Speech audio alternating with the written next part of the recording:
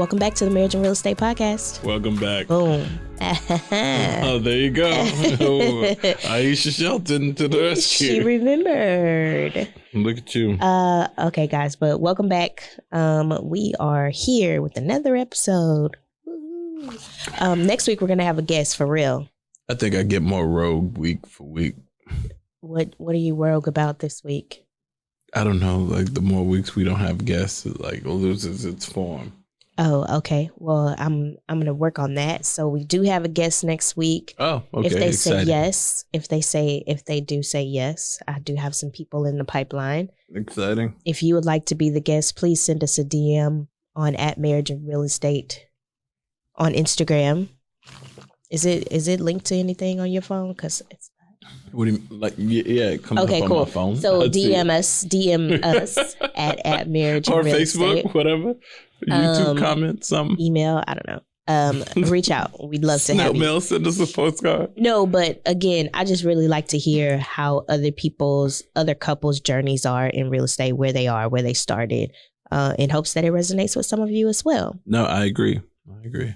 So today, we would like to talk about as we grow in our business and as our trajectory in life increases. You know, the best way to say it. Well, no. So tell the backstory. So we went to an amazing event hosted by one of our good friends, Robert Kennan, who we need to have on the podcast.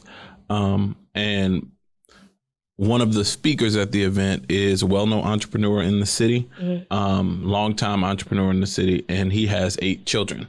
So the question from the room to him was, how do you breed these, well-to-do children? Because one of his children was a speaker on the panel alongside of him, and then another was the host. And then of 8 children, everybody does a little bit of something. So he actually is a McDonald's franchisee owner and has been for several years, as well as doing real estate and other things. So his children have naturally gotten into McDonald's franchise ownership as well as real estate. So seeing his strategy on raising his children to be ultimately entrepreneurs or whatever was why they asked the question. Yeah. Right. Excuse me. Do you laugh? You can laugh. No, it's a podcast. Laugh about what? Oh, because I burped in my mouth. Oh, that's not funny. No, it wasn't. That's why I wondered why you laughed. Okay, so because you were just looking at me and not saying anything. Oh, so because I was waiting on you to jump in, but you don't have to. Okay. I just didn't want to hog up all the time. All good. Okay, thanks. So anyway, so he has successful children. Now we have only had the pleasure of meeting 2 of the 8. Mm-hmm. So I don't know what everybody else does, but I imagine that they do. Well, I've heard stories. Okay, so then they do pretty well for themselves. And I think one of the challenges in specifically the African American community, and this may be like everybody, I don't know, I can only speak for myself and the community that I'm a part of, but when we earn more, we give our children more. We do. What we do is we take the struggle away from our children, and not even to glorify struggle, because let's be clear, struggle is not fun. But it builds character, it builds grit, it builds work ethic. And so when you think about people who are successful, typically, and when I look around at the people around me, they had some kind of struggle that made them reach a little further, push a little harder, do a little more, and then they amass this wealth, or they amass this, whatever it is that they were aiming to do. And so when you have children and you have wealth and you have money, it's very easy to just give. Right. Mm-hmm.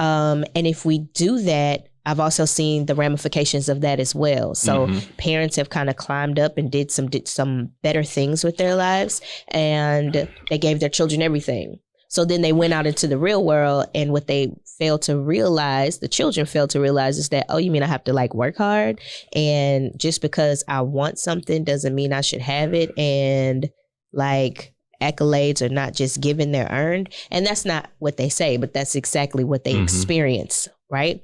So all of the designer clothes and new phones and designer shoes that your kids get when they become adults, it's natural that they just expect those things. Yeah. Not necessarily that you have to work hard to earn those things. And so we talked about the struggle for our kids. It's interesting. So the way he described it, and the reason we chose struggle for the title of this episode, he was saying to the crowd, he said, give your children a struggle, don't give them a hardship.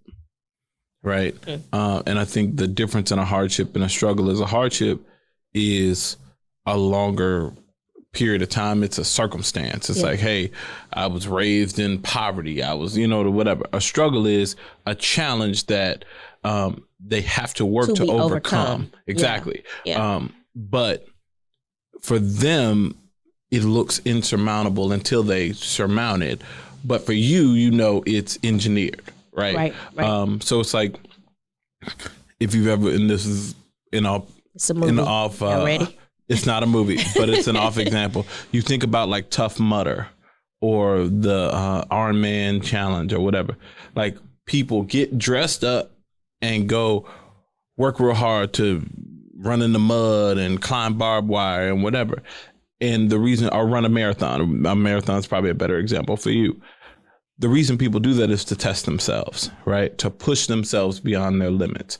So you introduce challenge to see how far you can go. And you're the one who really opened my eyes to that when you introduced me to marathon running, because I remember I could never imagine. Growing up, I didn't run a mile. Like, I 1 mile I would not run. And when we first started training for the marathon that I ran with you, it was like, oh, a mile is nothing. I'm like, I don't see it. But there's a process to it. Mm-hmm. And if you follow the training process, you can get the skills to get to a mile. And then you get the skills to get to 3 miles. And then you get the skills to get to 5 miles. So if you look at it the same way as raising your children, it's a process, right? So it's not going to be, hey, I'm going to give you 15 miles day one. It's, I'm going to introduce small challenges when you're a child. I'm going to introduce medium challenges when you're a teenager. And I'm going to introduce hard challenges when you're close to adulthood, so that when you get big, now you have the skills to take on life, right? And the interesting thing about what he was saying is he didn't whoop his children at all. He talked to his children, and he wanted to understand why. So he said, from 2 to 22 or whatever, he like, why? Why did you do this? What's your motivation? He's like, because I wanted to get in their head, and I wanted to know what they were thinking and control their thinking, like influence their thinking. So we have to teach. The one thing that corporal punishment does is it teaches your children essentially not to think and just to follow direction, right? And so when we put our people into the world, our children into the world, what we create, because school teaches us to think one way and very linear, and then at home, linear, middle school in Southwest Houston. Linea. Linear. What is it? Linear. What did I say? Linear. Middle school. First of all, don't correct me on a podcast. Bro, that's step one. That's funny. Because you said something that wasn't correct a few minutes ago. Please correct me. I didn't correct you. I want you to correct me. In the middle of it, please correct me. Linear. There we go. That's right. That's the exact same thing. It's not 2 different words. Linear. That's the same thing to me. Let me tell y'all something. Now y'all made me lose my point. The point that I'm trying to make is that corporal punishment teaches people to follow directions. Yep. It teaches you not to question things. It teaches you not to think critically. Right. And so when we're frustrated and you hit your children, what you're teaching them is to follow instruction without any critical thinking. So if somebody says, go jump off floor 22, you are supposed to jump off floor 22, or there will be consequences associated with it. And so those are the subliminal messages that we're sending to our children when they do something that's quote unquote wrong, and we don't give them the space to figure it out. And I don't mean space like you could do wrong stuff, right? I'm saying like the thought process. Why did that make sense to you? Why did you do that? So when you come across it again, you know the right thing to do. So instead of teaching them what we don't want them to do, we want them to learn how to think for themselves. And I think that comes with a little bit of orchestrated struggle, which we've talked about on several occasions in our friend circles. You really have to, it's natural for us to just give because we got it, right? Like, and because we want, we want them to feel what we didn't feel. Yeah. And some people love through gifting, right? Like Kevin. I don't love through. That's not true. You give stuff all the time. You'd be like, "Oh, I bought them candy. I bought them service. this." Those are two different things. Gifting and acts of service are two different things. Now, one of my acts of service may be giving you a gift, but it's not. The gift is not the thing. It's the act. Argue with your mama. Erase your mama. Okay. So you always. I'll be in the middle of a point, right? And then you come in and be like, well, blue plus green, it's not yellow. It's more like a beige. You said some people love through gifting. There you go. Jump right back in. Well, it's very difficult to do that, Kevin Shelton. I'm going to start interrupting your points. You're going to be making a point and I'm going to just say some old random off the wall thing so that you won't. You do that all the time anyway and it doesn't bother me. What? You do that all the time. This podcast is about me and Kevin arguing, okay? Because this is when we get out. This is not an argument. What is it? Baby, we're just having baby. Is this filmed? But baby, yeah, it is. Can we cut? No, I think this is great. People need to see real life. In real life, this is what happens every day for me, guys. My God, I don't have any more points to make. Let's hear what you have to say. Why, baby, you made a point about me specifically, and all I did was say that wasn't accurate. That's it. I love you. Happy anniversary. It's our anniversary. It's our anniversary. On Friday. We're just tired. The reality of the situation is we're arguing because we need a vacation. That's not true. We're arguing because you keep interrupting me when I'm trying to make a point. I'm interrupting you because I need a vacation. What? That does not make sense. What are you talking about? All right, fine. What's the point of this podcast? What are we talking about? Giving kids struggle. I can never figure it out because I keep trying to make Giving points. Kids struggle. I'll be silent the rest of the episode. No, you don't have to be silent because I'm trying to exchange with you. But instead, you want to tell me all the ways that I'm wrong. I don't like that. I didn't tell you any ways that you were wrong. All I did was say you were saying linear when it's linear. Then you also said, I don't love in that way. And then you had to explain how you love actually. You make a good point. You are correct. God, I did correct Kevin, you on that point as well. I apologize. Relax. Okay. So anyway, let's see. How can we bring this ship back in the right direction? And you're going to be all weird. So, okay. Anyway, you have to orchestrate struggle. And we've also seen people who did not have struggle because their parents did have, and then they launched them out into the world and they had a very difficult time being successful as an adult because they never had adversities to face. So whenever you wanted something or needed something or you needed to be bailed out, your parents came and they bailed you out of jail, or they, got you a new car when you wrecked one, or, I don't know, you messed up and somebody always saved you from the consequences. And if we always save our children from the natural consequences of life, and I'm talking about natural consequences, right? The natural consequences of life, then it's very difficult for you to learn how to flex that muscle. Yep. When you think about people, if you read autobiographies of people who are successful and came from a true struggle, they have a lot more grit because they've been through something, right? So it's just like you were saying with any other exercise program, you have a certain amount of, what's the word that I'm trying to use? I don't know. When you go through, if you failed more times than not, failure doesn't hit as hard as when you've never failed before. Does that make sense? So failure is the key to success. Yep. And if we never let our children fail, then will they ever be successful? So I say that to say, like, if you lose a game, like your kid go plays a baseball game. Sportsmanship? No, it's not sportsmanship. I'm trying to think of the word. That's why I look so perplexed. I don't know what the word was. But if you lose a game, like, that's what I don't like about this new... Resiliency? Resilience. Yes. There we go. It's just resilience. I appreciate you correcting me.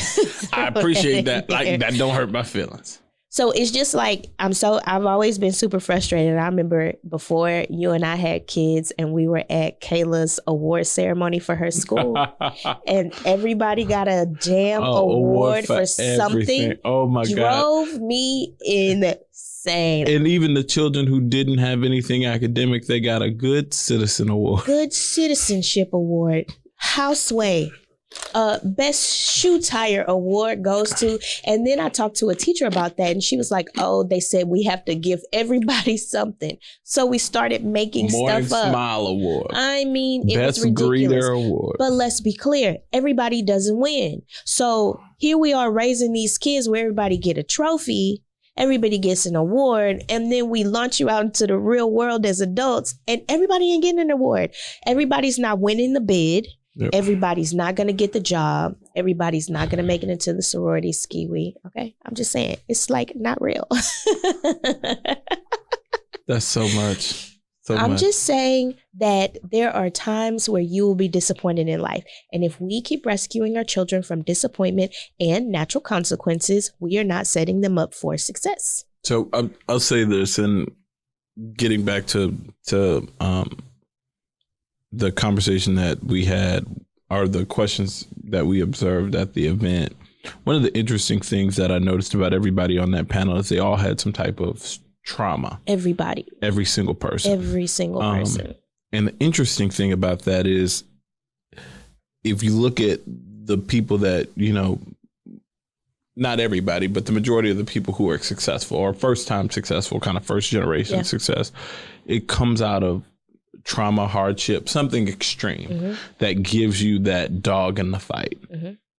So manufacturing that dog in the fight can be very hard, even with, parents to children, because you love your kids so much that you want to protect them from the things that you experienced that created the trauma that gets you, where you want. And that creates the son of the king's parable or whatever, when it talks about our rich man's son parable, son of a rich man. Thank you.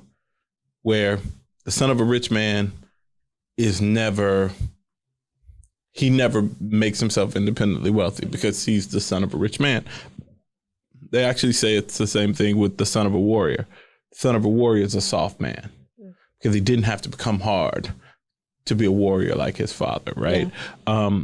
So you almost have to hold back what you naturally want to give in order for your children to have the grit and the resilience that you want to create. And that's where that programmatic kind of part of it is.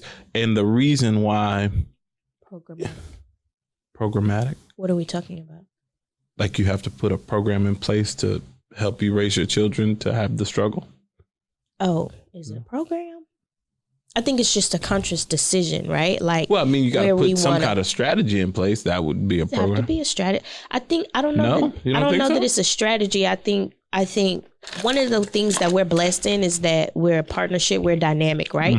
And so it's not too much of anything. It's not too much masculinity. It's not too much femininity. It's a balance in our household, right? And so when I want to overdo it, you pull me back. And when you want to overdo it, I can pull you back too and say like, hey, overdoing it. I'm trying to think about when you overdo it. I can name so many times when you overdo it. I know I overdo it. I'm trying to think about when you overdo it. I think from a discipline standpoint. Okay, that's well, no, you don't overdo. I don't overdo it. You underdo discipline. I overdo discipline, so it ends up discipline. It's like balance, because you be doing the most. You be doing nothing. Like, oh, please don't stop. I'd be like, too much sauce, boss. But the combination of the two of us, it just ends up like, stop, man, just stop. Like like most things in our lives, the combination of the two of us brings a healthy balance to what we have going on. So I don't know. I know the one thing I know for sure. I think everyone that we know. What? I just thought about the fact that your dog didn't eat lunch today. Y'all see what I'm saying? I be dead in the middle of a point and you bring up the most random. You stopped yourself. I didn't say a word to you. You said what? And I didn't say anything. You chuckled while I was making a point. I apologize. This is going to be a pretty awful damn episode. I bet everybody will find it hilarious. I don't think it's funny. That tends to happen. I hope y'all don't find and this funny. And the board says... This is not funny. Don't people tend to find that funny? This is hella frustrating. The board says that's correct. This is super frustrating. And now there's my point. Gone. It was something profound. I'm sure it was. Well, close us out, Profound. Wrap us up. Was I ready to be wrapped? I am. Y'all. Bruh. All right. What is this episode? I'm going to come back from vacation refreshed. I certainly hope so. We're going on vacation, guys, for our wedding anniversary. It's our wedding anniversary 2 days from now. It is. March. We should say dates. In March, we were wedded. Wedded? Is that not a word, Kevin? Why is there a risk with saying our wedding anniversary is 2 days? I don't think it's a risk. This episode comes out in a couple of days. Anyways, our wedding anniversary is March 25th. And Kevin and I are going to celebrate with... Now you just gave them the date. I wasn't trying to not give the date. Okay, go ahead. What is happening here today? Let me wrap this up. What are you doing? This has been the Marriage and Real Estate Podcast. I sure hope that there was some value in this episode. I have not hoped you had a good laugh. But the most value is me and Kevin. This is what we do all day. This is definitely at work, at home, on the weekends. This is us. We are the Sheltons. Bye.